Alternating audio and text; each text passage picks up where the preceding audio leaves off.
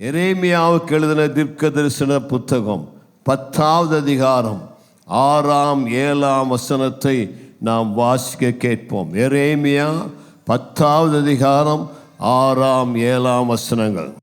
கர்த்தாவே, உமக்கு ஒப்பானவன் இல்லை, நீரே பெரியவர், உமது நாமமே வல்லமையில் பெரியது. ஜாதிகளின் ராஜாவே, உமக்கு பயப்படாதிருப்பவன் யார்? தேவரிற்கே பயப்பட வேண்டியது. ஜாதிகளுடைய எல்லா ஞானிகளிலும் அவர்களுடைய எல்லா ராஜ்யத்திலும் உமக்கு ஒப்பானவன் இல்லை. ஆமென் என்று சொல்லலாமா? ஒரு நிமிடம் கண்களை மூடி கர்த்தரை நோக்கி செபிப்போம். தகப்பனே, உம்முடைய வார்த்தைகளை தியானிக்கிற எங்களுக்கு உம்முடைய ஒத்தாசை தேவை. பரிசுத்த ஆவியானவர் உம்முடைய வார்த்தைகளை அபிஷேகித்து உம்முடைய ஜனத்தோடு பேசும். இயேசுவின் நாமத்தில் பிதாவே, ஆமென். ஒரு வேடன் அவனுடைய கையில் அம்பரா துணியில் நிறைய அம்புகளை வைத்திருப்பான். அவன் வேட்டைக்கு போகும் பொழுது அந்த அம்பரா துணியில் இருக்கிற ஒவ்வொரு அம்பும் ஜம்ப் பண்ணி என்னை எடுத்து பயன்படுத்தும் கேட்குமாம். இந்த வேடன் எந்த அம்பை எடுத்து பயன்படுத்துகிறானோ அது ஆசீர்வதிக்கப்பட்டான். அதுபோல் ஒரு பிரசங்கியாருடைய உள்ளத்தில் அநேக செய்திகள் குதித்து கொண்டே இருக்குமாம். நான் வரேன்னு சொல்லி ஒவ்வொரு செய்தியும் கேட்குமாம். ஆனால் ஆவியானவர் எந்த வார்த்தை எடுத்து கொடுக்குறாரோ அது ஆசீர்வதிக்கப்பட்ட வார்த்தையாக இருக்குமா. நேற்றைக்கு இந்த வார்த்தை என்னுடைய உள்ளத்தில் திரும்ப திரும்ப வந்து கொண்டே இருந்தபடினால இந்த வார்த்தையை இன்று உங்களோடு பேசும்படியாய் விரும்புகிறேன்.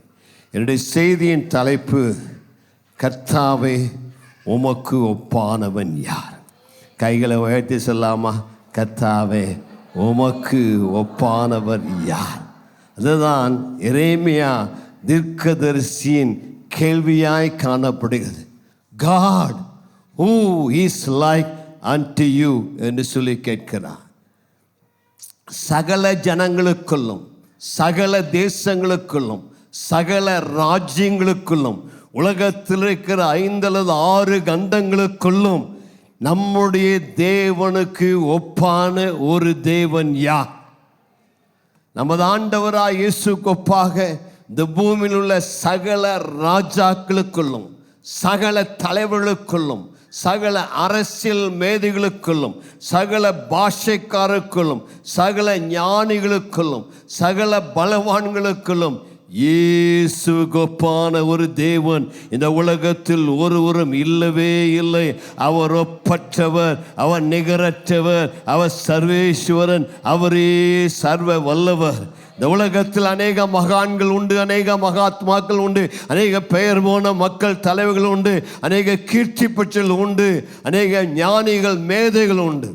அம்பேத்கர் போன்ற சட்ட மேதைகள், அப்துல் கலாம் போன்ற சிறந்த விஞ்ஞானிகள், இன்னும் தெரேசாமாவை போன்ற சமூக நலவாதிகள், இன்னும் அம்பானியை போல, இன்னும் பில் கேட்ஸை போல ஐஸ்வர்யவான்கள் பலர் இந்த உலகத்தில் இருந்தாலும் இவர்கள் ஒருவர் கூட என் ஆண்டவராய் இயேசுவுக்கு ஒப்பிட முடியாது, பக்கத்தில் வர முடியாது.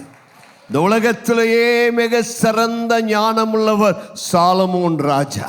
சாலமோன் ராஜா தான் உலகத்தில் மிகுந்த பெரிய ஞானி, ஐஸ்வர்யவான். ஆனால் அவருடைய எல்லா ராஜரீக மேன்மையோடு கூட என் இயேசுவை ஒப்பிட முடியாது. சாலமோனை விட இயேசு 1000 மடங்கு பெரியவர். மோசேயை விட பெரியவர், யோசுவாவை விட பெரியவர். இந்த உலகத்தில் இருக்கிற எல்லா மகான்களை விட, மகாத்மாக்களை விட என் ஆண்டவர் பெரியவராயிருக்கிறார். என்னுடைய ஆண்டவராய் இயேசுவை விட பெரியவர்கள் யாரும் கிடையாது. இந்த உலகத்தில் உள்ள எல்லா மந்திர சக்திகளை விட, எல்லா பிசாசின் வல்லமைகளை விட, எல்லா அந்தகார சக்தியின் வல்லமைகளை விட, வானத்திலும் பூமியிலும் பெயர் பெற்றிருக்கிற சகல நாமங்களை விட இயேசு கிறிஸ்துவின் நாமம் உயர்ந்தது, சிறந்தது, ஒப்பற்றது, மேலானது. நல்ல ஒரு கரங்களை தட்டி அந்த ஒப்பற்ற இயேசுவிற்கு ஒரு நல்ல கரங்களை தட்டி மகிமைப்படுத்தும். பிரிட்டானிக்கா என்சைக்ளோபீடியா என்பதுதான் உலகத்திலேயே மிக சிறந்த கலை களஞ்சியம். பிரிட்டானிக்கா என்சைக்ளோபீடியாவில் இந்த உலகத்தில் இருக்கிற எல்லா தலைவர்களை குறித்தும் சில வரிகள் எழுதப்பட்டிருக்கிறது. எல்லாரை குறித்து அரிஸ்டாட்டில், சாக்ரட்டிஸ், நெப்போலியன் இன்னும் பலரை குறித்து ஒரு சில வார்த்தைகள் எழுதப்பட்டிருக்கிறது. நான் ஆண்டவராக இயேசுவை குறித்து பிரிட்டானிக்கா என்சைக்ளோபீடியா எவ்வளோ வார்த்தைகள் எழுதியிருக்க தெரியுமா? யாரை பற்றியுமே எழுதுகிறாத 20,000 வார்த்தைகள் பிரிட்டானிக்கா என்சைக்ளோபீடியாவில் இயேசுவை குறித்து விவரிக்கப்பட்டிருக்கிறது. ஒருவர் இவ்விதமாக சொன்னார். நெப்போலியன்கிற அந்த மகா சக்கரவர்த்தி சொன்னார், சாக்ரட்டிஸ் நான் இருக்கிற அறைக்குள் வந்தால் நான் எழுந்து நின்று அவருக்கு மரியாதை செலுத்துவேன். ஆனால் ஆண்டவராகிய இயேசு நான் இருக்கிற அறைக்குள் நுழைந்தார் என்றால் சாஷ்டாங்கமாய் விழுந்து அவரை பணிந்து கொள்வேன் என்று நெப்போலியன் சொன்னார். சுவாமி விவேகானந்தாவை பார்த்து இவ்விதமாக கேள்வி கேட்டார்களாம். சுவாமி விவேகானந்தா, தெய்வம் ஒருவர் உண்டா என்று சொல்லி அவர் சொன்னார், ஆம் என்று நான் பதில் சொல்வேன். அந்த தெய்வத்தை நீங்கள் நிரூபிக்க முடியுமா என்று சொன்னால், நான் அதை நிரூபிப்பதற்கு எவ்வளோ முயற்சிகள் எடுத்தாலும் என்னால் நிரூபிக்க முடியாது. ஆனால் ஆண்டவராய் இயேசுவை பார்த்து தேவன் ஒருவர் இருக்கிறாரா என்று அவரை கேட்டால் அவர் ஆம் என்று சொல்லுவார். அவரிடத்தில் அதை நிரூபிக்க முடியுமா என்று சொன்னால் தன் கரங்களை விரித்து இதோ ஆண்டவர் என்று தன்னையே உங்களுக்கு காண்பிப்பார் என்று சொன்னாராம். நல்ல கைகளை தட்டி கர்த்தரை மகிமைப்படுத்தலாமா? நம்முடைய இயேசுவுக்கு ஒப்பானவர் இந்த உலகத்தில் யாருமே கிடையாது. இந்த உலகத்தில் இருக்கிற எல்லா மதங்களுக்கும், எல்லா மந்திரங்களுக்கும், எல்லாவற்றுக்கும் அப்பாற்பட்ட நிகரே அல்லாத இயேசு தான் நம்முடைய இயேசு. நீங்கள் என்னை பார்த்து கேட்கலாம், பாஸ்டர், இந்த இயேசு ஒப்பற்றவர், நிகரற்றவர் என்று நீங்கள் சொல்வதற்கு என்ன காரணம்? அதை எங்களுக்கு காண்பிக்க முடியுமா என்று கேட்டால் நான் உங்களுக்கு 5 காரணங்களை சொல்லும்படியாய் விரும்புகிறேன். முதலாவதாக, இயேசு ஒப்பற்றவர். காரணம், அவரே ஒப்பற்ற சிருஷ்டிகர்த்தர். அவரே எல்லாவற்றையும் உண்டாக்கினவர். அவர் சர்வ லோகத்தையும் உண்டாக்கிய சிருஷ்டி கர்த்தராக இருக்கிறபடினாலே அவரே ஒப்பற்ற தேவன். எரேமியா 10:12 வாசிங்க. பூமியை தம்முடைய வல்லமையினால் உண்டாக்கி, பூச்சக்கரத்தை தம்முடைய ஞானத்தினால் படைத்து, வானத்தை தம்முடைய அறிவினால் விரித்தார். 11ஆம் வசனத்தையும் மீண்டும் வாசிங்க. வானத்தையும் பூமியையும் உண்டாக்காத தெய்வங்கள், வானத்தையும் பூமியும் உண்டாக்காத தெய்வங்கள் பூமியிலும் இந்த வானத்தின் கீழும் இராதபடிக்கு அழிந்து போகும் என்பதை அவர்களுக்கு சொல்லுங்கள். அடுத்த வசனம், அவரே பூமியை தம்முடைய வல்லமையினால் உண்டாக்கி, நம்முடைய ஆண்டவராய் இயேசுவே இந்த பூமியை தம்முடைய வல்லமையினால் உண்டாக்கி, பூச்சக்கரத்தை தம்முடைய ஞானத்தினால் படைத்து, சக்கரத்தை தம்முடைய ஞானத்தினால் படைத்து, வானத்தை தம்முடைய அறிவினால் விரித்தார். வானத்தை தம்முடைய அறிவினால் விரித்தார். நல்ல கைகளை தட்டி கர்த்தரை மையப்படுத்தலாமா? ஐயா, நீங்கள் ஆராதிக்கிற இயேசு யார்? நான் ஆராதிக்கிற இயேசு சாதாரண ஒரு தெய்வம் அல்ல, மனிதனால் உண்டாக்கப்பட்டவர் அல்ல. அவரே சகலவற்றை உண்டாக்கினவர், அவரே சகலவற்றை சிருஷ்டித்தவர், வானங்களை ஞானமாய் படைத்தவர், பூமி உருவாக்கினவர். நான் ஆராதிக்கிற இந்த இயேசு ஏதோ ஒரு புராண கதை அல்ல, ஏதோ ஒரு இதிகாசம் அல்ல. என்னுடைய ஆண்டவராய் இயேசு கல் தோன்றா மண் தோன்றா காலத்திற்கு முன்பதாக இருக்கிறவராகவே இருக்கிறேன் என்கிற நாமமுடையவர் இயேசு. அவரை நட்சத்திர மண்டலங்களை, 60 நட்சத்திரங்களை உருவாக்கினவர். அவரே என்றென்றைக்கும் அனாதியாய் தலைமுறை தலைமுறையாய் எப்போதும் இருக்கிற தேவனாய் இருக்கிறார். கர்த்தருக்கு மகிமை உண்டாவதாக. அவர் தம்முடைய வார்த்தையினால நாம் காண்கிற இந்த உலகம் முழுவதையும் உருவாக்கினவர், உண்டாக்கினவர். அவர்தான் ஆண்டவராகிய இயேசு கிறிஸ்து. அவர் உண்டாக்கினவர் மட்டுமல்ல, உருவாக்கினர் மட்டுமல்ல, உண்டாக்கினதை தாங்குகிறார், அவளை ஆளுகை செய்கிறார், அவளை நடத்துகிறார். ஒப்பற்ற மகிமை நிறைந்த தேவன் இந்த ஆண்டவராகிய இயேசுதான். சரித்திரத்தையே ரெண்டாக பிரித்தவர். சரித்திரத்தை கிமு கிபி என்று ரெண்டாக பிரித்தது மட்டுமல்ல, யாரெல்லாம் அவரை நம்புகிறார்களோ அவருடைய வாழ்க்கையும் கிமு கிபி என்று ரெண்டாக பிரிக்கிற நல்ல தேவனாக இருக்கிறார். இன்னும் கிமுல வாழ்களெலாம் கையை உயர்த்து ஹல்லேலூயா சொல்லலாமா? இவ்வளோ கெட்டிக்காரராக நீங்கள் இருக்கிறீங்க, இவ்வளோ ஞானிகளாக நீங்கள் இருப்பீர்கள் என்று நான் நினைக்கவே இல்லை. கிபியில் இருக்கிறவங்கெல்லாம் கையை உயர்த்து ஹல்லேலூயா சொல்லலாமா? ஆமாம், ஒரு மனுஷனுடைய வாழ்க்கையை கிமு கிபி என்று பிரிக்கலாம். கிமு என்றால் கிறிஸ்து உனக்குள் வருவதற்கு முன் இருந்த வாழ்க்கை. கிறிஸ்து உனக்குள் வருவதற்கு முன் இருக்கும் வாழ்க்கை தோல்வி அடைந்த வாழ்க்கை, வெறுமையான வாழ்க்கை, பிரயோஜனமில்லாத வாழ்க்கை. என்னதான் படித்திருந்தாலும், என்னதான் திறமை இருந்தாலும், கிறிஸ்து உனக்குள் இல்லைன்னா உனக்குள் ஒரு இருள் உண்டு. அதனால் என்றைக்கு அகில உலக ஜோதியாகி இயேசு உன் உள்ளத்தில் பிரகாசிக்கிறாரோ அப்பொழுது உன் உள்ளத்தில் இருக்கிற இருளை மாற்றி உன் உள்ளத்தில் தம்முடைய தெய்வீக மகிமையினால் உன் உள்ளத்தை நிரப்பக்கூடியவராயிருக்கிறார். கர்த்தருக்கு மகிமை உண்டாவதாக. இந்த நாம் காண்கின்ற இந்த உலகம் தானாக உண்டானதில்லை. இன்றைக்கு இருக்கிற விஞ்ஞானம் அவ்விதமாய் போதிக்கிறது. இன்றைக்கு ஸ்கூலில் படிக்கிற அநேக பிள்ளைகளுக்கு அவ்விதமாக இந்த உலகம் தானாக ஒரு அணுவிலிருந்து உண்டானது என்று சொல்லி அந்த எவல்யூஷன் தியரியை போதிக்கிறார்கள். அருமையான ஸ்கூலில் படிக்கிற பிள்ளைகளே, அன்பாய் கேளுங்கள். நீங்கள் படிக்கிற உங்களுக்கு போதிக்கிற விஞ்ஞானம் அது உண்மை இல்லை. இந்த வேதாகம்தான் உண்மையானது. இந்த வேதாகம் உலகம் உண்டான சரித்திரத்தை சொல்லுகிறது. ஏதோ 2 கல் உன்னோட ஒன்று உராசி அதிலிருந்து ஒரு ஜீவானு வந்து அதிலிருந்து மனுஷன் உண்டாகவில்லை. மனுஷன் குரங்குலேருந்து வரவில்லை. பக்கத்துக்குள்ளே பாருங்கள், நீங்கள் உங்களை பார்த்தா குரங்குலேருந்து வந்த மாதிரியா இருக்கிறது. சொல்லுங்கள், நீங்கள் ரொம்ப அழகாக இருக்கிறீங்க. உங்களை பார்த்தா குரங்கின் சாயல் உங்களுக்குள்ளே இல்லை. உங்களை பார்த்தால் தேவனுடைய சாயலை நான் பார்க்கிறேன். உங்களை பார்த்தா இயேசுவை போல இருக்கிறீர்கள். உங்களை உண்டாக்கினவர் அவர் ஞானமுள்ளவர், அழகுள்ளவர், அறிவுள்ளவர், அன்பில் பரிபூர்ணமானவர். அவர் தம்முடைய திவ்ய சாயலிலே மனிதா உன்னை உண்டாக்கினார். நீ ஏதோ ஒரு கல்லிலிருந்து வரல, ஒரு அணுவிலிருந்து வரல, ஏதோ ஒரு எவல்யூஷன்ல வரல. உன்னை ஞானமுள்ள தேவன், அழகுள்ள தேவன், அறிவுள்ள தேவன், பரிபூர்ண தேவன் உன்னை அவருடைய சாயலை உண்டாக்கினார். மனுஷனுக்கு கேள்வி கேட்கிறான், கடவுளை பார்த்துருக்கிறாயா? கடவுள் இப்படி இருக்கிறாரு? கடவுள் கருப்பா சிகப்பா? கடவுள் குண்டா உள்ளியாக இருக்கிறாரா? கடவுள் நெட்டையாக இருக்கிறாரா குள்ளமாக இருக்கிறாரா? கடவுள் எப்படி இருக்கிறாரு? கடவுளை பார்த்துருக்கிறாயான்னு கேட்டார். ஒருத்தன் கேட்டான், உன் மூளையை பார்த்துருக்கிறாயா? கடவுள் இல்லைங்கிற. அப்போ கடவுள் இல்லைன்னா கடவுளை பார்க்காதனால கடவுள் இல்லைங்கிற.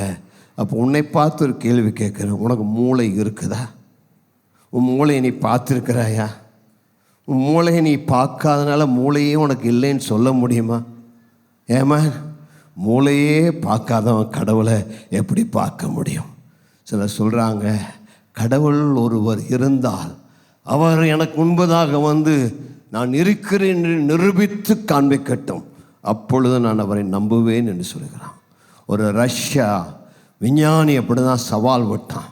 ஒரு யுத்த வீரன், கடவுள் என்று ஒருவர் இருந்தால் நான் இப்பொழுது அவரோடு குஸ்தி சண்டை போட விரும்புகிறேன். கடவுளே வாரும், நானும் சண்டை போடலாம். இந்த யுத்தத்தில் யார் ஜெயிப்போமோ அவர்கள் தான் கடவுள் என்று கடவுளுக்கு சவால் விட்டான். மேடையில் நின்று பார்த்தான், சொன்ன ஒற்றுமையே வரல. கடவுளே இல்லைன்னு வாயை திறந்தான். ஒரு குழவி வந்து நேராக நெத்தியில் ஒரு கொட்டு கொட்டுச்சு. அவ்வளோதான், கீழே டுப்புன்னு விழுந்தான். அப்போது கூட்டத்திலேருந்து ஒருத்தர் சொன்னார், கடவுளை போய் இல்லைன்னு சொல்றியாடா, கடவுள் வந்தால் நிரூபித்து காண்பின்னு சொன்னீரே, கடவுள் உன்னோட சண்டை போடுறதுக்கு உனக்கு அவர் சமம் இல்லை. அவர் தம்முடைய அற்ப சிருஷ்டியில் ஒரு சின்ன சிருஷ்டியை உனக்கு முன்னாடி அனுப்பினார். அந்த குலவைக்கு முன்னாடி கூட உன்னை நிற்க முடியலன்னு அவருடைய சிருஷ்டியில் மிகவும் சிறிய சிருஷ்டி, நீ அந்த தெய்வத்துக்கு முன்பதாக எவ்விதமாய் நிற்க முடியும் என்று சொல்லி அவனை பார்த்து கேட்டாராம். கர்த்தருக்கு மகிமை உண்டாவதாக. யோவான் எழுதின சுவிசேஷம் 1ஆம் அதிகாரம் 1ஆம் வசனத்திலிருந்து 3ஆம் வசனம் முடிய வாசியுங்கள். ஆதியிலே வார்த்தை இருந்தது, அந்த வார்த்தை தேவனிடத்தில் இருந்தது, அந்த வார்த்தை தேவனாய் இருந்தது, அவர் ஆதியிலே தேவனோடு இருந்தார். சகலமும் அவர் மூலமாய் உண்டாயிற்று, உண்டானதொன்றும் அவராலே அல்லாமல் உண்டாகவில்லை. கர்த்தருக்கு ஸ்தோத்திரம் உண்டாவதாக. எல்லாவற்றையும் உண்டாக்கினவர் தேவன். ஆதியிலே வார்த்தை இருந்தது, அந்த வார்த்தை தேவனாயிருந்தது.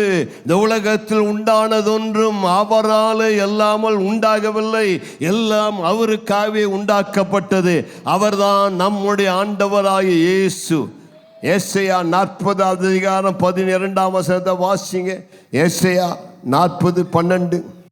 தண்ணீர்களை தமது கைப்பிடியால் அளந்து, வானங்களை ஜானளவாய் பிரமாணித்து, பூமியின் மண்ணை மரக்காலில் அடக்கி, பர்வதங்களை துலாக்கோலாலும் மலைகளை தராசாலும் நிறுத்தவர் யார்?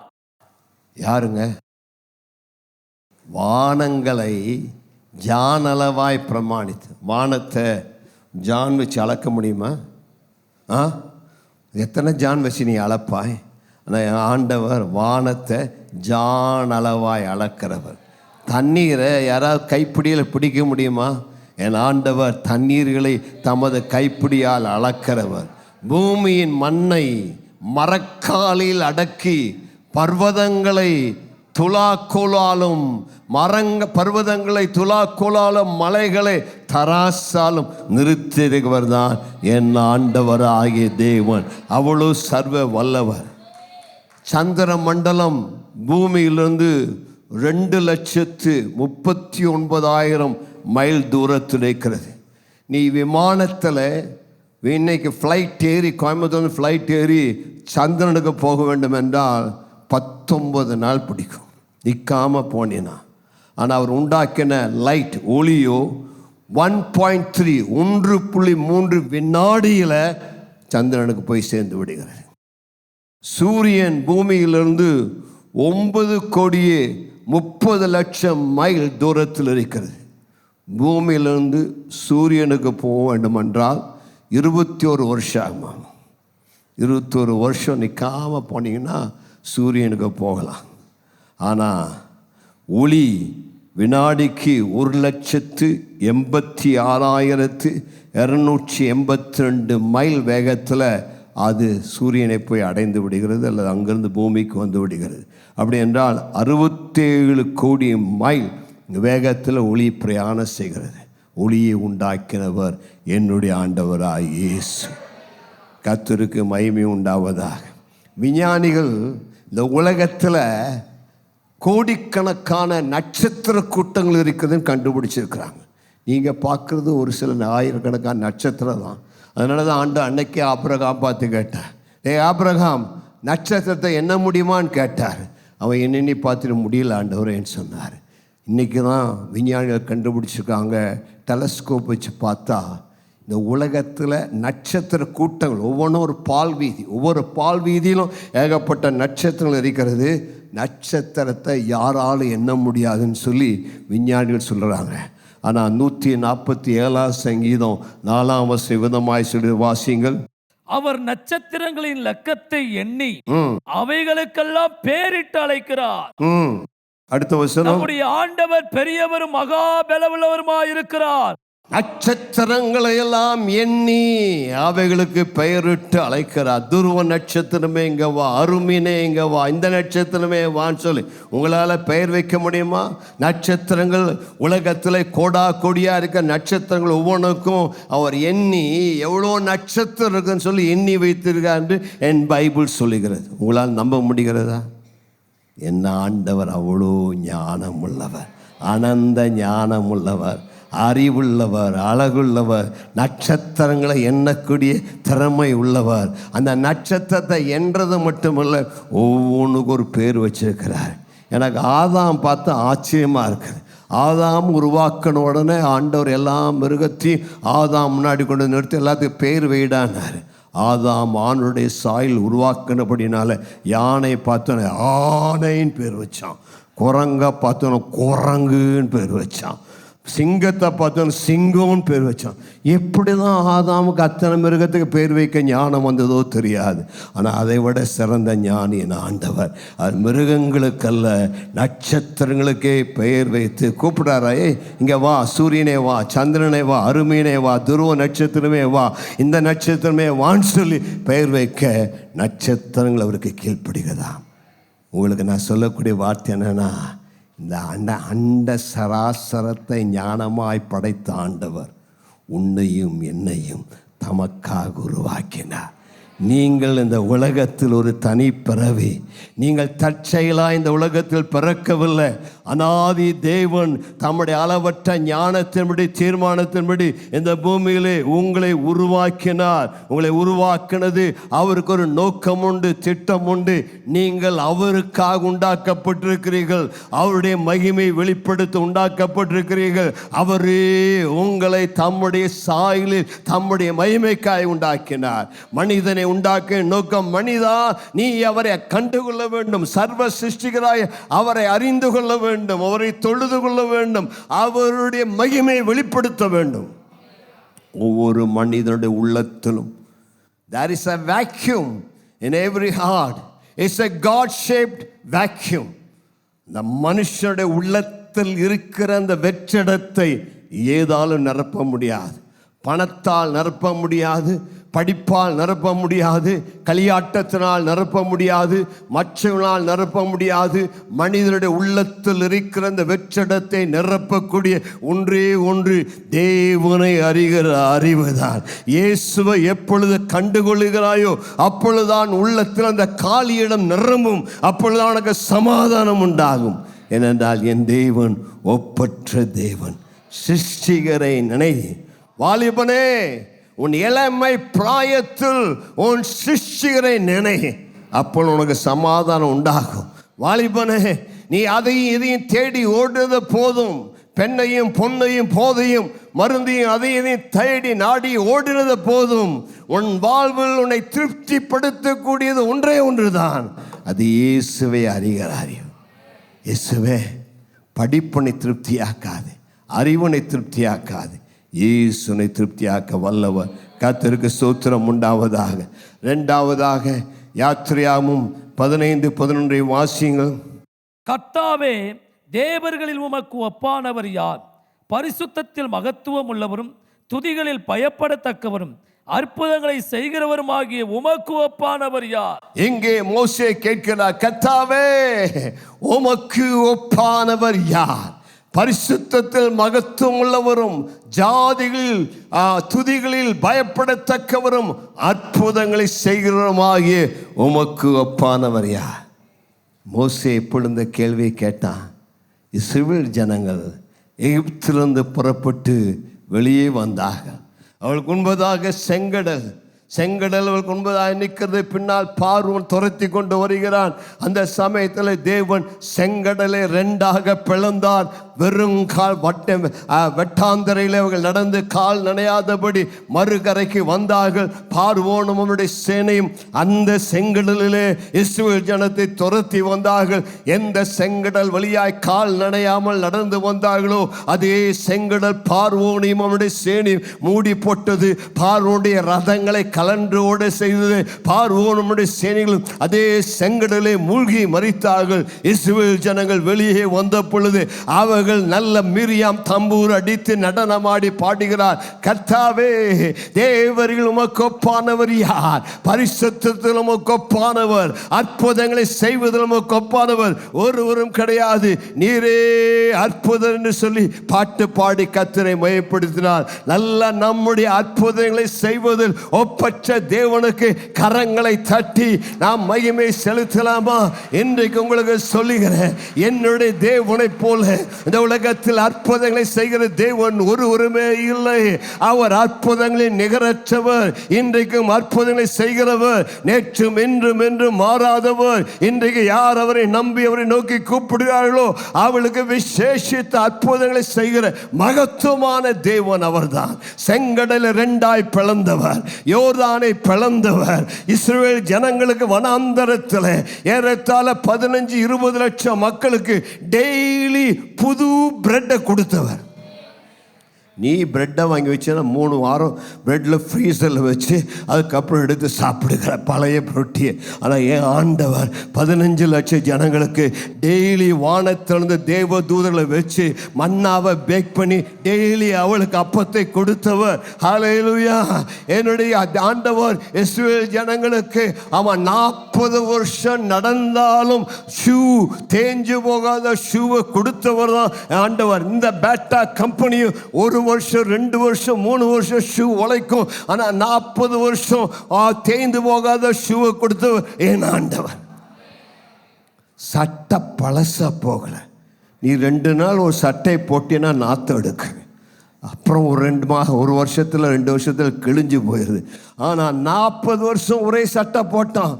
பையன் வளர வளர சட்டை வளர்ந்தது. சட்டை பழசாகலை, ஷூ பழசாகலை, கால் வீங்கலை. 40 வருஷம் வனாந்தரத்தில் தேவதூருடைய மன்னாவை கொண்டு போஷித்தார். கண்மலை அடித்தார், தண்ணீர் பாய்ந்து ஓடி வந்தது. அவர் செய்த அற்புதங்கள் 1000 10,000. என் ஆண்டவரை போல செத்தவனை உயிரோடு எழுப்ப முடியுமா? ஆண்டவர் மரித்தவளை உயிரோடு எழுப்புகிறவர், குஷ்ட ரோகிகளை சுகமாக்கிறவர், குருடருக்கு பார்வை தருகிறவர், குழந்தை இல்லாத குழந்தைகளை தருகிறவர், மலட்டு கற்பங்களை திறக்கிறவர். என் தேவனை போல அற்புதத்தை செய்கிற தேவன் ஒருவரும் கிடையாது. அவர் கெமிஸ்ட்ரியில தண்ணியை திராட்சரசமாய் மாற்றுகிறார். ஆமா, பௌதீகத்தில் அவர் கடலின் மேல் நடக்கக்கூடியவராக இருக்கிறார். எக்கனாமிக்ஸில் 5 அப்பத்தெடுத்து 5000 பேருக்கு பங்கிட்டு கொடுத்தவர். அவர் செய்கிற அற்புதங்களை சொல்லிக்கொண்டே போகலாம். நம்முடைய திருச்சபையிலும் நூற்றுக்கணக்கான மக்களுக்கு அற்புதங்களை செய்வதில் அவருக்கு ஒப்பானவர் ஒருவரும் கிடையாது. அற்புதங்களை செய்வதில் நிகரற்ற இயேசு உனக்கு இன்றைக்கு ஒரு அற்புதத்தை செய்ய விரும்புகிறார். இன்னைக்கு உனக்கு ஒரு அற்புதம் வேண்டுமா? அவரை நோக்கிப்பார். உனக்கு எப்பேற்பட்ட அற்புதம் வேண்டும், அந்த அற்புதத்தை அவர் செய்ய வல்லவர். உன்னுடைய பொருளாதாரத்தில் உனக்கு ஒரு அற்புதம் வேண்டுமா? அற்புதத்தை செய்ய வல்லவர். இந்த தேவனுக்கு நிகரானவர் ஒருவருமே கிடையாது. யுத்தத்தில் சர்வ வல்லவர், யுத்தத்தில் ஜெயம் தருகிறவர். பார்வோன் பெரிய, அந்த காலத்தில் இருந்த 5 சாம்ராஜ்யத்தில் ஒரு பெரிய சாம்ராஜ்யம் தான் பார்வோனின் சாம்ராஜ்யம். அந்த பார்வோனின் சாம்ராஜ்யத்துக்கு ஒருவரால் எதிர்த்து நிற்க முடியாது. ஆனால் அந்த பார்வோனின் சாம்ராஜ்யத்துக்கு 40 வருஷத்துக்கு மேல் அடிமையாக இருந்த இஸ்ரவேல் ஜனங்களை அந்த பார்வோனை பார்த்து சவால் விட்டவர் தான் மோசே. என் ஜனங்களை ஆராதிக்க போக விடாவிட்டால் கர்த்தருடைய கரம் மேல் இறங்கும் என்று சொன்னார். அந்த எதற்கும் பயப்படாத அந்த பார்வோன் ராஜா தேவனுடைய விரலை கண்ட பொழுது பயந்து இஸ்ரவேல் ஜனங்களை போயின்னு துரத்தி விட்டு போய் கர்த்தரை ஆராதி என்று அனுப்பி விட்டான். அவருக்கு ஒப்பான தெய்வம் ஒருவரும் கிடையாது. இன்னைக்கு ஒரு வேளை தேவையோடு வந்திருக்கலாம், வியாதியோடு வந்திருக்கலாம், பிரச்சனையோடு வந்திருக்கலாம். இன்றைக்கு இயேசுனை தொடும்படியாய் விரும்புகிறார். குசாமல் குஷ்ரோகியை தொட்டு சுகமாக்கின இயேசு, பார்வையிலேயே அந்த பார்வை இழந்த பிறப்பிலேயே பார்வை இழந்த குருடனை தொட்டு சுகமாக்கின இயேசு 12 வருஷம் எந்த வைத்தியனால குணமாக்க முடியாத அந்த பெண்ணை தொட்டு குணமாக்கின இயேசு இன்றைக்கு குணமாக்க முடியாது உன் அருகே கடந்து வந்திருக்கிறார். இயேசு கேன்சர்களை சுகமாக்க வல்லவர். இயேசு எந்த டாக்டரால் சுகமாக்க முடியாத வியாதியை சுகமாக்க வல்லவர். இன்றைக்கு உனக்கு ஒரு அற்புதத்தை செய்ய வந்திருக்கிறார். நீண்ட கால தலைவலியினால் கஷ்டப்பட்டு இந்த ஆராதனைக்கு வந்திருக்கிறாயா? இப்பொழுது அவருடைய வல்லமனை தொடுவதாக. உன் வயிற்றில் இருக்கிற பிரச்சனை தெரியும், டாக்டர்களை சுகமாக்க முடியாது. பல மருத்துவர்களுக்கு தேடி போனாய், ஒன்று உனக்கு விடுதலை கிடைக்கவில்லை. ஆனால் இன்னைக்கு வைத்தியர் இயேசு இங்கே வந்திருக்கிறார். அவர் உனக்கு சுகம் தர வல்லவர். பல வருஷமாய் குழந்தை இல்லாத ஆபிரகாம் சாராளுடைய மலட்டு கற்பத்தை தொட்டு அவருடைய கற்பத்தை திறந்தவருக்கு குழந்தையை தந்தவர். நீ எத்தனையோ டாக்டர் கிட்ட போனாய், எத்தனையோ ஃபெர்டிலிட்டி சென்டருக்கு போனாய், எத்தனையோ மருந்து மாத்திரை தேடினாய், இன்னும் உனக்கு வயிற்றுல குழந்தை உருவாகல. எல்லா சயின்டிபிக் மெத்தடை தேடி பார்த்தாய், உனக்கு நடக்கல.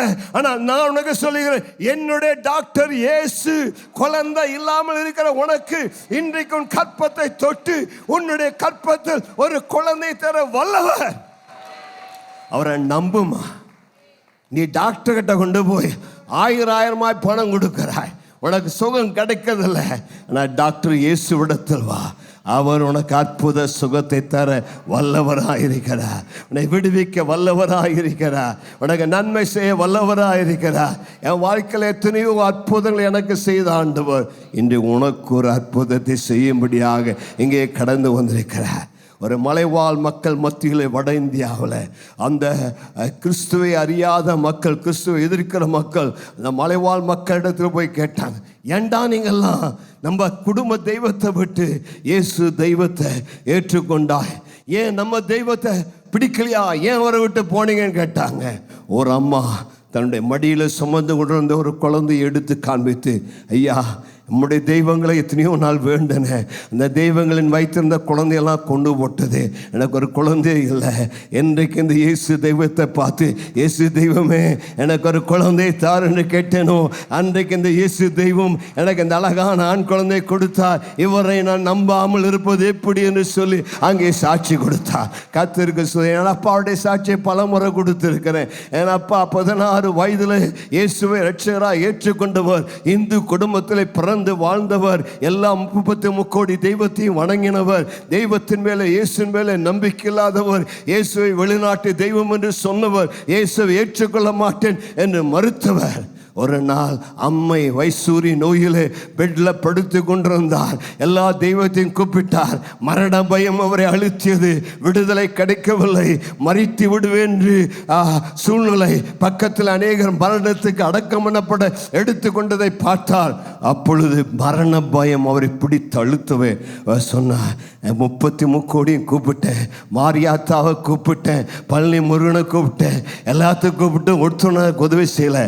ஆனால் அந்த கிறிஸ்தவர்கள் பிரசங்கம் பண்ணுகிற இயேசு தெய்வம் மெய்யான தெய்வமாக இருந்தால் எப்பொழுது என்னை தொட்டு என்னை சுகமாக்கட்டும் என்று இயேசு என்று கூப்பிட்டார். இயேசு என்று கூப்பிட்ட மாத்திரத்தில் என் ஆண்டவராக இயேசு ஓடோடி வந்து அவருடைய மரிக்கிற சரீரத்தை தொட்டார். ஒரு அற்புதத்தை உடனடியாக இயேசு அவருக்கு செய்தார். மரண தருவாயிலிருந்து தூக்கிவிட்டு இயேசு உண்மையுள்ளவர், இன்றும் ஜீவிக்கிறார், இன்றும் நம் நடுவில் உலாவிக் கொண்டிருக்கிறார். எப்பொழுது வல்லமை உணர்கிறேன். பக்கத்தில் தொட்டு சொல்லுங்க, இன்று இயேசு உன்னை தொடுகிறார், இன்று இயேசு உன்னை சுகமாக்குறார். எந்த பிரச்சனையோடு, எந்த வியாதியோடு, எந்த நோயோடு நீ வந்திருந்தாலும் இப்பொழுது ஒரு நம்பு, இப்பொழுது ஒரு நோக்கி கூப்பிடு. அன்றைக்கு ஒரு நாள் ஒரு குருட, அந்த பர்த்திமயி குருட அங்கிருந்து ரோட்லேருந்து சத்தம் போட்டான், தாவீதின் குமாரனே ஐயா எனக்கு இறங்கும் என்று சத்தமிட்டான். அந்த கூப்பிடுற சத்தத்தை கேட்டு அவனை அழைத்து அவனை தொட்டு அந்த பிறவி குருடைய கண்ணை சுகமாக்கிறது எத்தனை உண்மையோ அத்தனை உண்மையா நான் பிரசங்கம் பண்ணுகிற இயேசு உன் பக்கத்தில் நிற்கிறாரம்மா, உன் பக்கத்தில் இருக்கிறாரையா. இன்னைக்கு உன்னுடைய சத்தத்தை கேட்கிறார். மேல பின்னாடி உட்கார்ந்து இருக்கிற உன்னை யாரும் பார்க்க முடியல, ஆனால் இயேசுவின் கண்கள் உன்னை பார்த்து கொண்டிருக்கிறது. இப்ப நீ கையை உயர்த்தி இயேசுவே இயேசுவே இயேசுவே என்னை தொடும் என்று கேட்டார். அவருடைய வல்லமை, சர்வ வல்லமை உன்னை தொட்டு என்னை சுகமாக்க போதுமானதாக இருக்கிறது. என் இயேசு நல்லவர், சுகமாக்கிறவர். எனக்கு டாக்டர் சொன்னாங்க, உன் காது செவிடு, உன் காது கேட்காது எழுதி கொடுத்தாங்க. ஆமாம், doctor Thomas Alexander Coimbatore Kovai medical ஹாஸ்பிட்டலில் பிரசித்தி பெற்ற அவருடைய மனைவி காது ஸ்பெஷலிஸ்ட். அவங்ககிட்ட தான் போய் செக் பண்ணேன். அவங்க நல்லா டெஸ்ட் பண்ணி இங்கே கோயம்புத்தூரில் ஒரு ஹியரிங் எய்டில் எனக்கு எழுதி கொடுத்தாங்க. அந்த ஹியரிங் எய்டில் எல்லாம் டெஸ்ட் பண்ணி இனி உனக்கு காதே கேட்காது. நான் சொன்னேன், காதை உண்டாக்கிய தெய்வமே, சிருஷ்டி கர்த்தரே, நான் செவிட்டு பாஸ்டராக இருந்தால் எல்லாரும் என்னை பார்த்து கேலி பண்ணுவாங்க, செவிட்டு பாஸ்டர்னு. யாராவது என்கிட்ட சொன்னா 100 தடவை கேட்டால் எங்கிட்ட யாரும் வரமாட்டாங்கன்றவரே, என்னை நீர் ஊழியத்துக்கு அழைத்தீர். உடைய ஊழியத்தை செய்ய செவிட்ட காதிலை சுகமாக்கனை அழைத்தவர், சப்பானியை நடக்கனை அழைத்தவர், வியாதியசலுக்காய் சுகமாக்கனை அழைத்தவர். நான் ஒரு பலவீனனாய் ஊழியத்தை செய்ய முடியாது, என் காதுகளை திறந்துடும் என்று கேட்டேன். என் செவிட்ட காதை திறந்தவர். இன்னைக்கு எத்தனையோ ஆண்டுகளாய் காது நல்லா கேட்கிறது.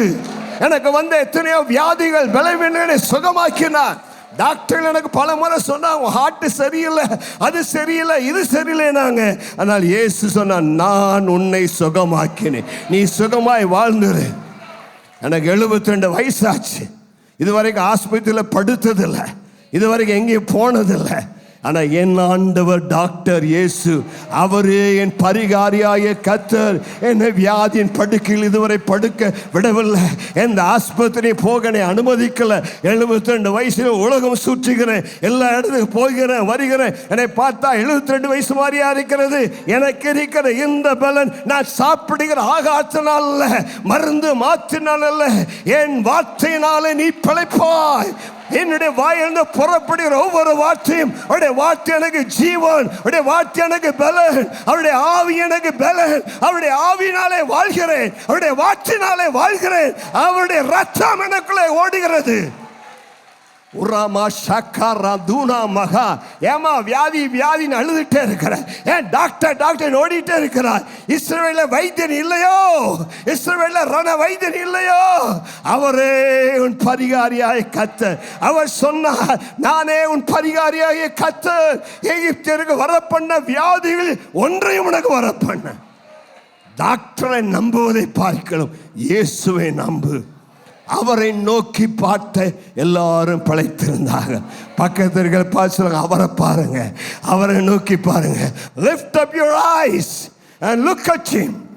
எனக்கு ஒத்தாசை வரும் பர்வதங்களுக்கு நேராக என் கண்களை ஏறெடுக்கிறேன். வானத்தையும் பூமி உண்டாக்கின தேவனிடத்தில் எனக்கு ஒத்தாசை வரும். அவர் என் காலை தள்ளாட விட்டார். என்னை காக்கிற உறங்குவதும் இல்லை, என்னை காக்கிற தூங்குவதும் இல்லை. அவர் என் வலது பக்கத்தில் எனக்கு நிழலாக இருக்கிறார். அவருடைய வார்த்தை பற்றிக்கொள், அவருடைய வார்த்தை அறிக்கிடு, அவருடைய வார்த்தை விசுவாசி. அவருடைய வார்த்தை உனக்கு சுகத்தை தரக்கூடியதாக இருக்கிறது. கர்த்தருக்கு ஸ்தோத்திரம் உண்டாவதாக. மூன்றாவதாக 35வது சங்கீதம் 10ஆம் வசனத்தை வாசியுங்கள். சிறுமைப்பட்டவனை அவனிலும் பலவானுடைய கையுக்கும், சிறுமையும் எளிமையும் ஆனவனை கொள்ளையிடுகிறவனுடைய கையுக்கும் தப்புவிக்கிற உமக்கொப்பானவர் யார்? சிறுமைப்பட்டவனை அவனிலும் பலவானுடைய கைக்கும், சிறுமையும் எளிமையுமானவனை கொள்ளையிடுகிறவனுடைய கைக்கும் தப்புவிக்கிற உமக்கு ஒப்பானவர் யார்? சொல்லலாம், பாஸ்டர், நான் எளிமையானவன், ஒன்றுமில்லாதவன், திக்கற்றவன், கைவிடப்பட்டவன், எனக்கு உதவி செய்ய யாரும் இல்லைன்னு சொல்லலாம். நீ விதவையாக இருக்கலாம், திக்கற்றவனாக இருக்கலாம், எல்லாராலும் கைவிடப்பட்டவனாக இருக்கலாம், எல்லாரும் உனக்கு எதிர்த்து வரலாம். ஆனால் என்னுடைய வேதம் சொல்லுகிறது, சிறுமைப்பட்டவனை அவனிலும் பலவானுடைய கைக்கும், சிறுமையும் எளிமையானவனை கொள்ளையிடுடைய கைக்கும் தப்புவிக்கிற உமக்கு ஒப்பானவர் யார்?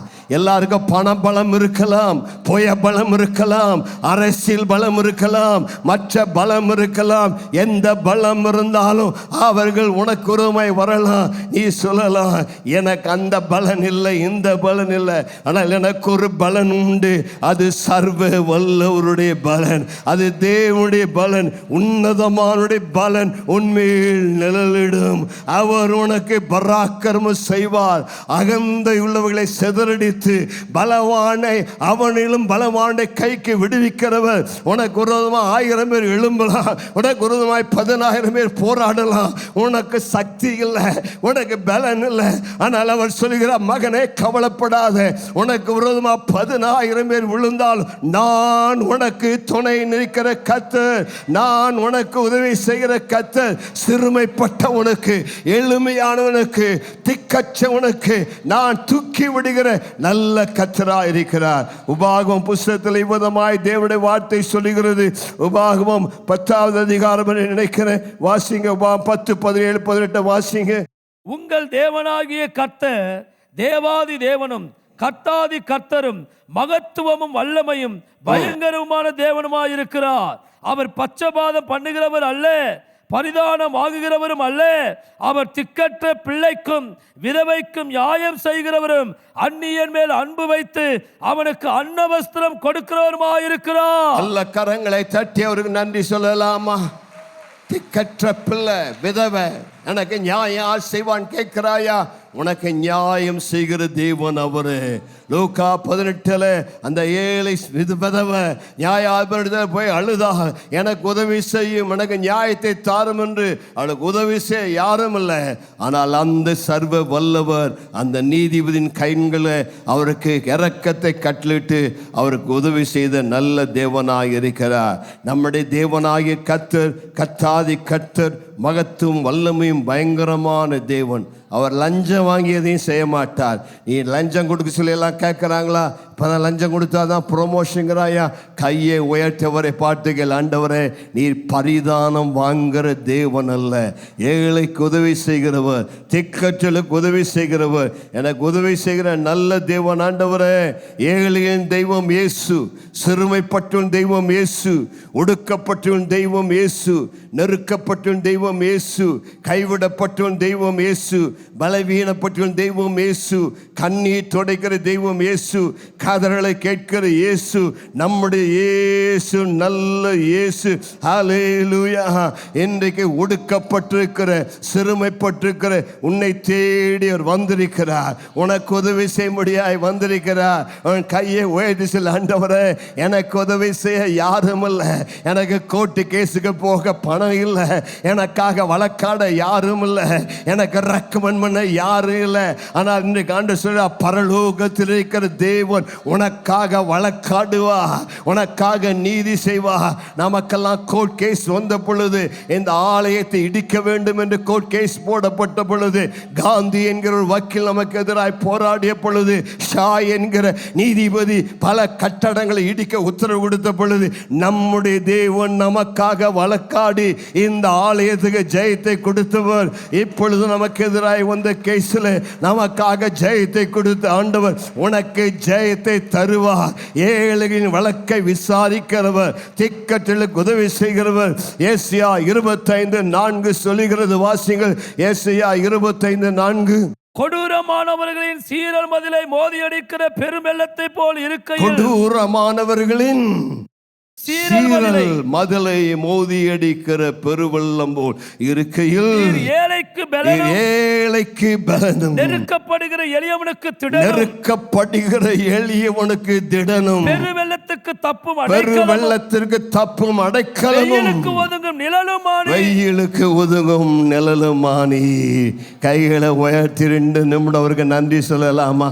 அவர் உனக்கு உதவி செய்கிறார். பெருவெள்ளம் உனக்கு எதிராய் வந்தாலும் அந்த பெருவெள்ளத்துக்கு ஒதுக்கிடமாய், புகலிடமாய், நிழலிடமாய், அரணாய், அடைக்கலமாய், கோட்டையாய், தஞ்சமாய், புகலிடமாய் இருக்கிறவர் தான் என் இயேசு. இன்றைக்கு உன்னை பார்த்து சொல்ற, மகளே பயப்படாத, மகனே பயப்படாத. உனக்கு எதிராக 1000 பேர் வரலாம், உனக்கு எதிராக பலர் புகார் சொல்லலாம், உனக்கு எதிராக பல யுத்தங்கள் வரலாம். ஆனால் இதிலே நான் நம்பிக்கையாயிருப்பேன். கர்த்தரின் வெளிச்சம், கர்த்தரின் துர்கம், கர்த்தரின் பலன், கர்த்தர் எனக்காய் யுத்தம் பண்ணுகிறவர், கர்த்தர் எனக்கு நீதி செய்கிறவர், கர்த்தரின் வழக்கை விசாரித்து எனக்கு நீதியை நிலைநாட்டுகிறவர். கைகளை அசைத்து சொல்ல, ஆண்டவரே உமக்கு ஒப்பானவர் யார்? உமக்கு நிகரானவர் யார்? ஹல்லேலூயா. நான்காவதாக யாத்திரையாகமம் 15வது அதிகாரம் 11ஆம் வசனத்தை வாசிங்க. கர்த்தாவே, தேவர்களில் உமக்கு ஒப்பானவர் யார்? பரிசுத்தத்தில் மகத்துவம் உள்ளவரும் துதிகளில் பயப்படத்தக்கவரும் அற்புதங்களை செய்கிறவருமாகிய உமக்கு ஒப்பானவர் யார் என்று சொல்லி கேட்கிறார். பரிசுத்தத்தில் நம் தேவனுக்கு ஒப்பானவர் யார்? அநேக தெய்வங்கள் தோன்றின வரலாற்றை நான் கேட்டிருக்கிறேன். என்னுடைய இயேசு ஆணுக்கும் பிறந்தவர் அல்ல. என் இயேசு ஆணுக்கும் பெண்ணுக்கும் பிறந்தவர் அல்ல. என் இயேசு புருஷ சம்பந்தம் இல்லாமல் பரிசுத்த தேவசுதனாய் இந்த உலகத்தில் அவதரித்தார். என் இயேசுவை போல இந்த உலகத்தில் ஒருவர் பிறந்ததில்லை, பிறக்க போவதும் இல்லை. அவர் பிறப்பிலை ஒப்பற்றவர், பாவமில்லாதவர், பரிசுத்தமான தேவன், பரிசுத்தமாய் வாழ்ந்தவர். அவர் சவாலிட்டு கேட்டார், என்னிடத்தில் குற்றம் உண்டு என்று நிரூபிக்கிறவன் யார்? சாத்தானை பார்த்து கேட்டார், பரிசேயரை பார்த்து கேட்டார், பிலாத்து பார்த்து கேட்டார், ஏரோதை பார்த்து கேட்டார்.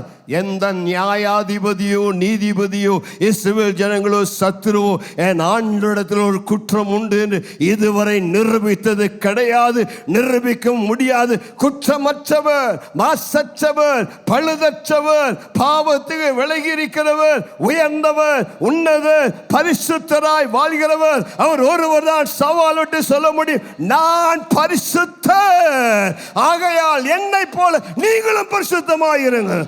I am holy, be holy like me. வேற யாராவது சொல்ல முடியுமா? உலகத்தில் எந்த மகானாவது மகாத்மாவது தெய்வமாவது சொல்ல முடியுமா? என்னை போல. நம்ம ஊரில் இருக்கிற சிலதெல்லாம் கேட்டாலே பயமா இருக்கு.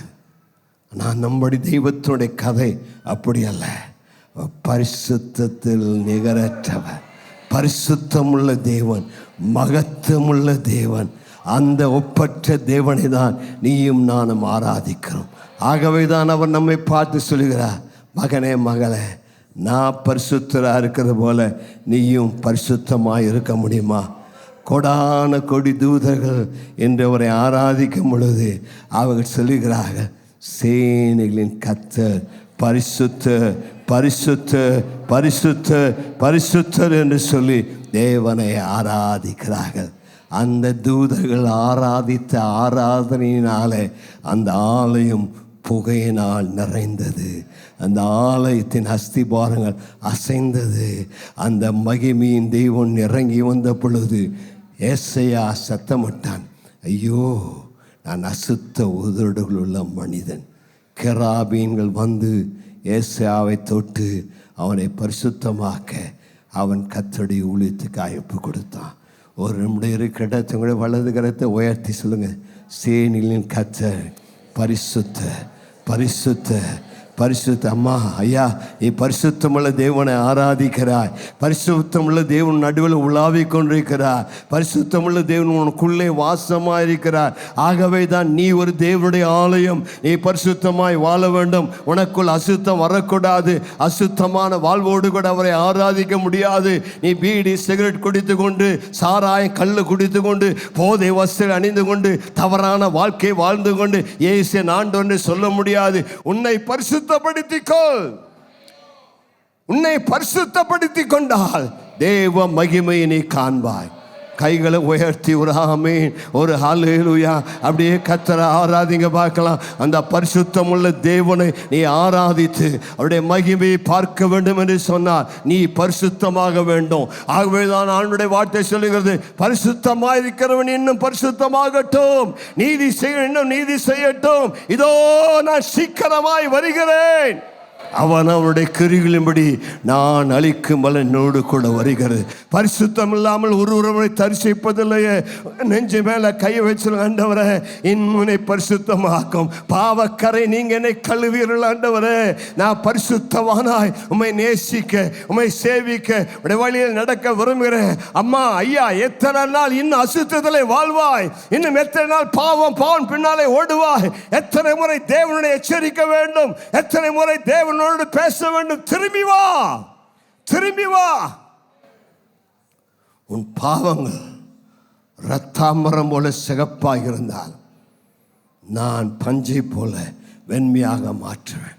சத்தியத்தை பல முறை கேட்டும் உன் இருதயத்தை கடினப்படுத்தி நீ பின்மாற்றத்தில் வாழ்கிறாய், நீ பாவத்தில் வாழ்கிறாய், தேவ எச்சரிப்பை உதாசீனப்படுத்துகிறாய். இன்றைக்கு மீண்டும் அண்ணனோடு பேசுகிறார், come back, come back to holiness. நீ சேவிக்கிற தேவன், நீ ஆராதிக்கிற தேவன் அவர் சாதாரணமான தெய்வம் அல்லையா. எல்லா தெய்வத்தை போல கண்ணை மூடி இருக்க மாட்டார்.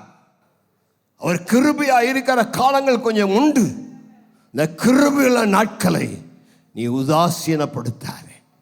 அவர் உன்னை தண்டிக்காமல் அமைதியாய் விட்டு விடுகிறபடினால யார் என்று நினைக்காதே.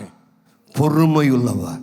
நீ மனம் திரும்புவதற்காக, நீ அவரிடத்தில் திரும்ப வருவதற்காக அவர் உண்மையில் இரக்கமாக இருக்கிறார். அவருடைய கிருபை, அவருடைய தயவை நீ உதாசீனப்படுத்தி உன்னுடைய மனம் போல வாழாதே. இன்றைக்கு ஆண்டவருடைய சத்தம் உன்னை நோக்கி வருகிறது. என்னிடத்தில் திரும்பி வருவாயா? நீ மனம் திரும்பினால் நீ திரும்ப கட்டப்படுவாய். நீ மனம் திரும்பினால் தேசத்தின் கனியை புசிப்பாய். நீ மனம் திரும்பினால் தேசத்தின் நன்மை உனக்கு தருவேன். நன்மை மாத்திரம் வேண்டும், மனம் திரும்பல. இன்றைக்கு அவருடைய அழைப்பு உனக்கு வருகிறது. கம் பேக், மனம் திரும்பு, ரட்சிக்கப்படு. நீ ஆராதிக்கிற தேவன் பரிசுத்தர் என்று வாயில சொன்னா போதாது, உள்ளத்தில் அந்த பரிசுத்தம் இருக்க வேண்டும். இருதயத்தில் பரிசுத்தம் இருக்க வேண்டும். இருதயத்தில் பரிசுத்தம் உள்ளவர்களாயிருங்கள். சரி, கடந்து செல்வோம். கடைசியாக மீகாவின் புத்தகம் 7வது அதிகாரம் 18ஆம் வசனத்தை வாசிங்க. மீகா 7:18. தமது சுதந்திரத்தில் மீதியானவர்களுடைய அக்கிரமத்தை பொறுத்து மீறுதலை மன்னிக்கிற தேவனிற்கு ஒப்பான தேவன் யார்? அவர் கிருபை செய்ய விரும்புகிறபடியால் அவர் என்றென்றைக்கும் கோபம் வையார். மீறுதல்களை மன்னிக்கிறதில் உமக்கு ஒப்பானவர் யார்? ஒரு ஆமென் சொல்லலாமா? கையை உயர்த்தி ஒரு ஆமென் சொல்லலாமா? மீகா தீர்க்கதரிசி அருமையாய் கேட்கிறார், ஆண்டவரே, மீறுதல்களை மன்னிக்கிறதில் உமக்கு ஒப்பான தேவன் ஒருவரும் இல்லை. நீரே இரக்கத்தில் ஐஸ்வர்யம் உள்ளவர், கிருபையில் தயவுள்ளவர். இயேசுவை போல உன்னை நேசித்து உன்னை மன்னித்து உன்னை ஆசீர்வதிக்கிற தேவன் ஒருவரும் இந்த உலகத்தில் இல்லவே இல்லை. இந்த உலகத்தில் பாவங்களை மன்னிப்பதற்குரிய அதிகாரம் யாருக்கும் கிடையாது. இந்த உலகத்தில் இருக்கிற மார்க்கங்கள், மதங்கள் எல்லாம் பாவங்கள் மன்னிக்க இதை செய் அதை செய் என்று சொல்லுகிறார். மலையேறு, குளத்தில் குளி, புனித ஸ்தலத்துக்கு வா, தான தர்மம் செய், தவமரு, உன்னை இப்படி செய் அப்படி செய் என்று அநேக ஆலோசனை சொல்லுகிறது. ஆனால் பாவங்களை மன்னிக்கிற அதிகாரம் ஒரே ஒருவர் கொண்டு, அவர்தான் நம்முடைய ஆண்டவராய் இயேசு. அன்றைக்கு ஒரு மனுஷன், திமிர்வாதக்காரன், ஒரு வீட்டுக்கு வந்தான், ஒரு சர்ச்சில் உட்கார்ந்தான். ஆண்டவர் அவனை பார்த்து சொன்னார், மகனே, உன் பாவங்கள் உனக்கு மன்னிக்கப்பட்டது, நீ எழுந்து படுக்கை எடுத்துக்கொண்டு நட என்று சொன்னார். எல்லாரும் ஆச்சரியப்பட்டாங்க. இவர் யார்? பாவத்தை மன்னிக்கவர் யார்? பாவத்தை மன்னிக்கிற அதிகாரம் தேவன் ஒருவருக்கு தான் உண்டே, இவர் எப்படி இப்படி சொல்ல முடியும் என்று கேட்டார்கள். அவர்களை பார்த்து இயேசு கேட்டார், எதுப்பா சுலபம்? படுக்கை எடுத்து நடன்னு சொல்கிற சுலபமா, அல்லது பாவங்களை மன்னிக்கிற சுலபமா? ஆனால் பூமியிலே பாவங்களை மன்னிக்க மனுஷகுமாரனுக்கு அதிகாரம் உண்டு என்பதை தெரிவிக்கும்படியாகவே நான் இதை சொன்னேன் என்று சொன்னார். வியாதி யார் வேணாலும் சுகமாக்கிடலாம், அது எளிது. ஆனால் பாவங்களை மன்னிக்கிறதுல இயேசு ஒருவருக்கு மட்டுமே அதிகாரம். ஏன் இயேசு ஒருவருக்கு மட்டுமே அதிகாரம்? என்னால் ஆண்டவராக இயேசு 2000 ஆண்டுகளுக்கு முன்பதாக இந்த உலகத்தில் பாவத்தை சுமந்து தீர்க்கிற தேவ ஆட்டுக்குட்டியாய் வெளிப்பட்டார். 33 ஆண்டுகள் இந்த உலகத்தில் பாவம் இல்லாத பரிசுத்தராய் வாழ்ந்தார். 33வது வயதில் கல்வாரி சிலுவைக்கு சென்றார். அருமையான ஐயா, அம்மா, உன்னுடைய பாவங்களை அவர் தன் பேரில் ஏற்றுக்கொண்டார். நீ செய்த பாவங்கள் அவர் மேல் வந்து விழுந்தது. நீ கையினால் செய்த பாவத்துக்காக கைகளிலே சிலுவையில் ஆணி அடிக்கப்பட்டார். காலில் செய்த பாவத்துக்காக கால்களே சிலுவையில் ஆணி அடிக்கப்பட்டார். உன் தலையில் செய்யப்பட்ட பாவங்களுக்காக உன் சாபங்களை ஏற்றுக்கொள்ளும்படியாக தலையிலே முள்முடி கிரீடம் வைக்கப்பட்டது. உன்னுடைய நெஞ்சிலே செய்த பாவத்திற்காக ஈட்டியிலே விழாவினால் குத்தப்பட்டார். 5 காயங்களை உடையவராய் கல்வாரி சிலுவையிலே 3 மணி நேரம் தொங்கினார். சிலுவை மரத்தினுடைய பாவங்களை, சாபங்களை, துக்கங்களை, துயரங்களை ஏற்றுக்கொண்டார். அந்த சிலுவை மரத்தினுடைய பாவத்திற்கான பரிகாரத்தை செலுத்தினார். ஆகவே தான் அவரால் சொல்ல முடியும், உன் பாவங்கள் மன்னிக்கப்பட்டது என்று சொல்லி. என்றால் பாவத்திற்கான பரிகாரத்தை செய்தார் அவர்தான். பாவத்தின் சம்பளம் மரணம். பாவம் செய்கிற ஆத்துமா சாகவே சாகும். இரத்தம் சிந்துதல் இல்லாமல் பாவம் மன்னிப்பில்லை என்பதுதான் சட்டம். இரத்தம் சிந்துதல் இல்லாமல் பாவம் மன்னிப்பலை. இன்றைக்கு மனிதனுடைய பாவத்தை போக்க பல இடங்களில் பலிகள் செலுத்தப்படுகிறது. ஆட்டு பலிகள், மிருகத்தின் பலிகள் செலுத்தப்படுகிறது. ஆனால் வேதம் கேட்கிறது, 6 அறிவுள்ள மனிதன் செய்த பாவத்தை 5 அறிவுள்ள ஒரு மிருகம் எப்படியா போக்க முடியும்? 6 அறிவுள்ள மனிதன் செய்த பாவத்தை போக்க வேண்டும் என்றால் இதுவரை பாவமே செய்யாத ஒருவர் அவனுடைய ஸ்தானத்தில் அவனுக்காக நின்று பாவத்திற்கான கிரயத்தை செலுத்தினால் மட்டுமே அந்த பாவம் மன்னிக்க முடியும். மனுஷனுடைய பாவம் மன்னிக்கப்பட வேண்டும் என்றால் இதுவரை பாவமே செய்யாத ஒருவர் அவருடைய ஸ்தானத்தில் இரத்தத்தை சிந்தினால் மட்டுமே இந்த பாவம் மன்னிக்கப்பட முடியும். அப்படியானால் இந்த உலகத்தில் பாவத்தை செய்யாதவர்கள் யார் உண்டு? எல்லாரும் பாவம் செய்தார்களே. ஆகவே தான் தேவகுமாரனாகிய இயேசு பரலோகத்திலிருந்து இந்த பூமிக்கு இறங்கி வந்து பரிசுத்த சுதனாய் இந்த உலகத்தில் வாழ்ந்து மனுமக்களுடைய பாவத்தை ஏற்றுக்கொண்டு பாவமில்லாத பரிசுத்தராய் நம்முடைய பாவங்களுக்காக, துக்கங்களுக்காக, சாபங்களுக்காக சிலுவிலே தம் ஜீவனை ஒப்பு கொடுத்தார். அவர் சிலுவில் மரித்தபடியால் தான் இன்றும் சொல்லுகிறார், உன் பாவங்களை மன்னிக்க எனக்கு அதிகாரம் உண்டு, உன் பாவங்கள் மன்னிக்கப்படுவதா என்று சொன்னார். இயேசுவிடம் வந்த அநேகருக்கு அவர் சொன்ன வார்த்தை அதுதான், நீ சமாதானத்தோடு போ, உன் பாவங்கள் உனக்கு மன்னிக்கப்பட்டது. எனக்கு உன் பாவம் உன்னை அழுத்தி கொண்டிருக்கிறதா? பாவத்தினால் உனக்கு நிம்மதி இல்லையா? உனக்கு சமாதானம் இல்லையா? இந்த உலகத்தில் எங்கே போனாலும் உனக்கு அந்த நிம்மதி கிடைக்காது. ஆனால் இன்று இயேசு உனக்காக இங்கு காத்திருக்கிறார்.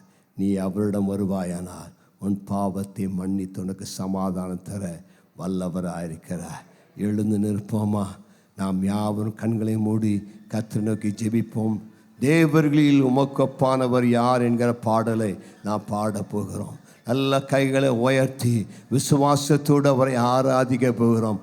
ஆம், என் தேவன் ஒப்பானவர், நிகரையற்றவர், சர்வ சிருஷ்டிகர், சர்வத்தையும் உண்டாக்கியவர். அவருக்கு ஒப்பான ஒரு தேவன் இல்லை. அவர் அற்புதங்களை செய்வதில் நிகரற்றவர். இன்றும் உனக்கு ஒரு அற்புதத்தை செய்ய வல்லவராக இருக்கிறார். இன்றைக்கு உனக்கு ஒரு அற்புதம் தேவையா இருக்கிற இடத்துல விசுவாசத்தோடு எழுந்து நின்று வலது கரத்தை உயர்த்தி, ஆண்டவரே இன்றைக்கு அந்த அற்புத தேவன் எனக்கு ஒரு அற்புதம் செய்ய வேண்டும் என்று கேளு. வியாதியோடு வந்திருந்தா பலவீனம் இருக்கிற இடத்துல வலது கையை அந்த இடத்துல வைத்துக்கொள். எங்கே வலி, வேதனை, வியாதி இருக்கிறதோ அங்கே உன் கையை வைத்துக்கொள். உனக்காக நான் ஜெபம் பண்ண போகிறேன். இன்றைக்கு இயேசுனை தொட போகிறார். நீ கை வைத்திருக்க இடத்துக்கு மேலே அவருடைய ஆணிகள் பாய்ந்த கரம் அந்த இடத்தில் இறங்கி வந்து அவர் உன்னை தொட்டு உன்னை சுகமாக்க போகிறார். இயேசு அநேக அற்புதங்களை செய்து நான் கண்ணார பார்த்திருக்கிறேன். என் ஜெபத்தை கேட்டு ஆயிரக்கணக்கான மக்களுக்கு சுகம் கொடுத்த ஆண்டவர் இந்த காலையிலும் என்னுடைய ஜெபத்தை கேட்டு உனக்கு சுகத்தை தருவார், உனக்கு அற்புதத்தை தருவார். இன்றைக்கு நீ வந்த வண்ணமாய் திரும்பி போவதில்லை. இயேசு உன்னை தொட்டு உன்னை சுகமாக்க வல்லவர். இன்றைக்கு விசுவாசி, விசுவாசி, விசுவாசித்தால் நீ தேவ மகிமை காண்பாய். விசுவாசித்தவளே நீ பாக்கியவதி. கர்த்தரால் உனக்கு சொல்லப்பட்ட நிறைவேறு. எப்பேற்பட்ட வியாதியானாலும் வியாதி இருக்கிற கையை வைத்துக்கொள். கையை வைத்து சொல்லு, இயேசுவே எனக்கு இன்னைக்கு ஒரு அற்புதம் வேண்டாண்டவரே, எனக்கு ஒரு சுகம் வேண்டாண்டவரே, எனக்கு என்னை தொடு ஆண்டவரேன்னு கேளு. நீங்காத தலைவலிகள் சுகமாகும், நீங்காத அல்சர் வியாதிகள் சுகமாகும், இரத்த சம்பந்தமான வியாதிகள் சுகமாகும். அல்சரை தொட்டு சுகமாக்குவார். கண்ணில் இருக்கிற வலி வேதனையை மாற்றுவார். உனக்கு சரீரத்தில் எங்க வியாதி வேதனை இருந்தால் சுகமாக்குவார். பெண்களுக்கு இருக்கக்கூடிய கற்பப்பை பிரச்சனைகள், மற்ற பிரச்சனைகளை கத்து தொட்டு சுகமாக்குவார். கட்டிகளை கரையை செய்வார். உன்னுடைய மார்பகத்தில் இருக்கிற கட்டிகள், வயிற்றில் இருக்கிற கட்டிகள், எங்க கட்டிகள் இருந்தாலும் மனுஷ கை வைக்க முடியாத இடத்துல டாக்டர் இயேசுவுடைய வல்லமை அனுப்பி உன்னை தொட்டு சுகமாக்க வல்லவர். அற்புதத்தை செய்வதில் அவருக்கு ஒப்பானவர் யாருமே கிடையாது. எளியவனுக்கு உதவி செய்கிறவர், திக்கற்றுக்கு உதவி செய்கிறவர். இன்னைக்கு ஒரு பிரச்சனையோடு வந்திருக்கிறாயா, ஒரு கஷ்டத்தோடு வந்திருக்கிறாயா, அவரை நோக்கி கூப்பிடப்பா, உம்முடைய உதவி எனக்கு தேவை, நீர் எனக்கு வேண்டாண்டவரேன்னு கேளு. அவர் உனக்கு உதவி செய்வார். இன்றைக்கு மனம் திரும்பு, இன்னைக்கு அவருக்கு உன்னுடைய உள்ளத்தை ஒப்புக்கொடு. அவருடைய ஆண்டவரா தெய்வமா ஏற்றுக்கொள். அவர் உனக்கு அற்புதத்தை செய்ய வல்லவரா இருக்கிறார். உங்களுக்காக நான் ஜெபம் பண்ண முடியாது விரும்புகிறேன். எங்க வியாதி இருந்தாலும் கையை வைத்துக்கொள்.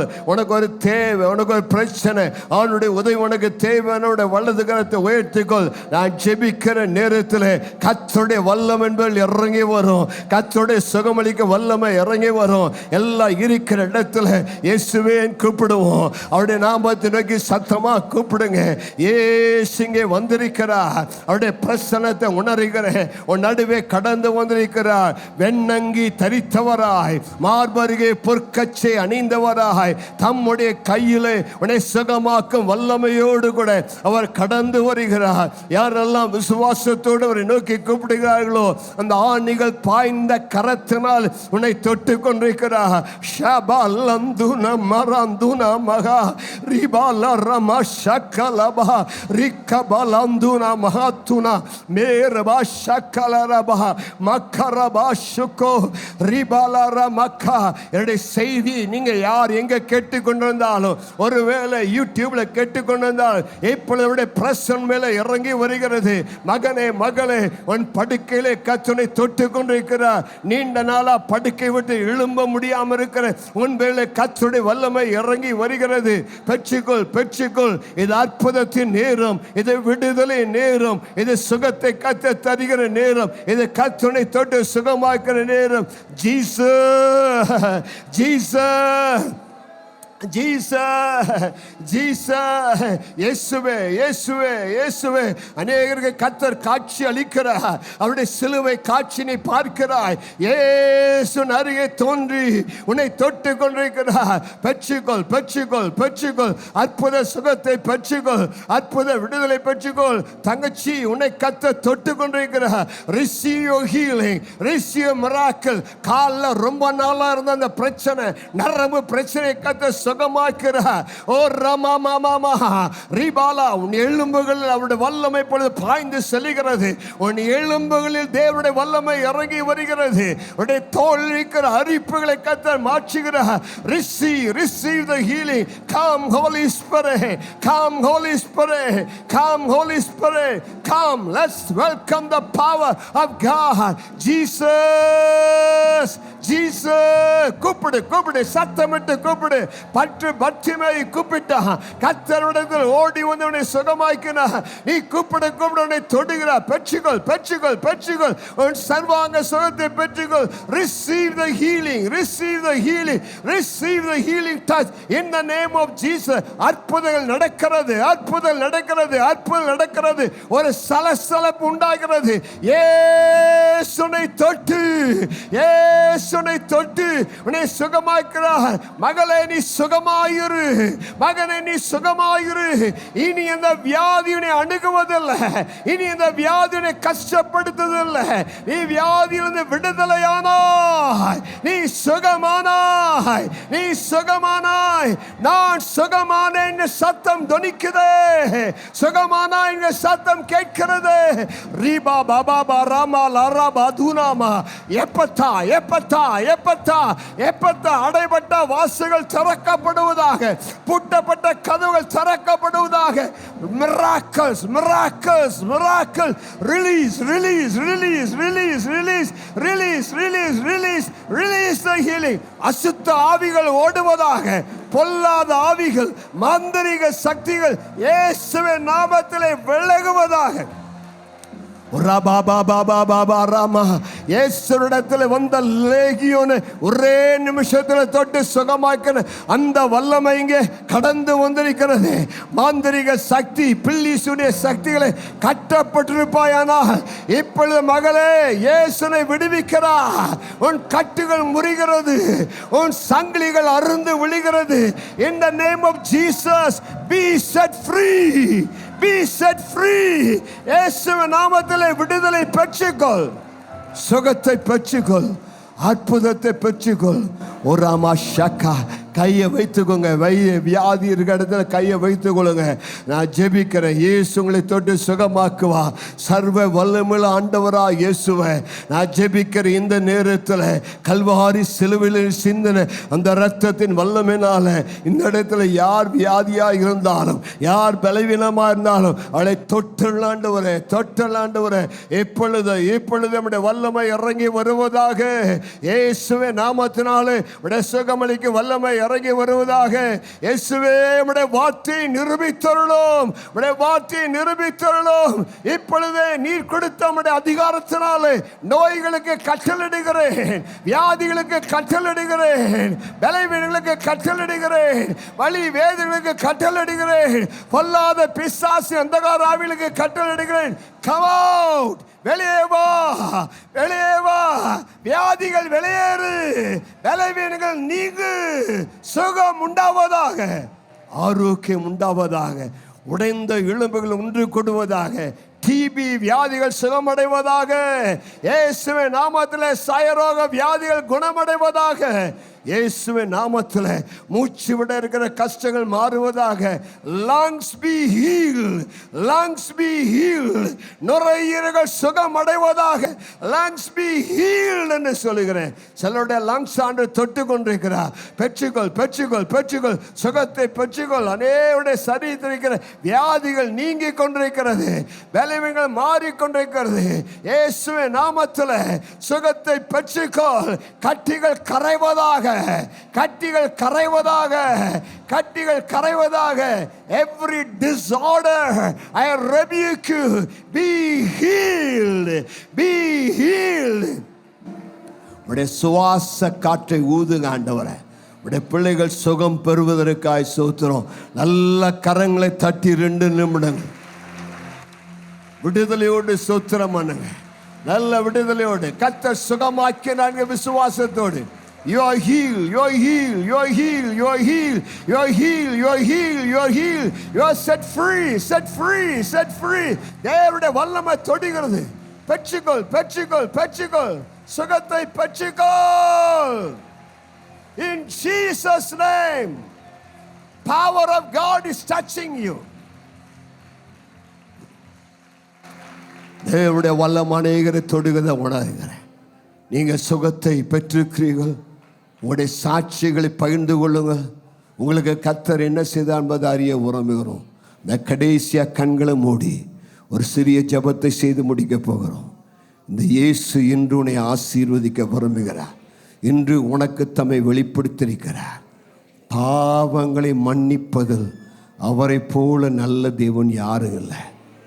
உன் பாவங்களை வச்சு உன்னை குற்றப்படுத்த மாட்டார். உன் பாவங்களை வைத்து உன்னை ஆக்கணிக்கு தீர்க்க மாட்டார். நீ அவருடைய பிள்ளை.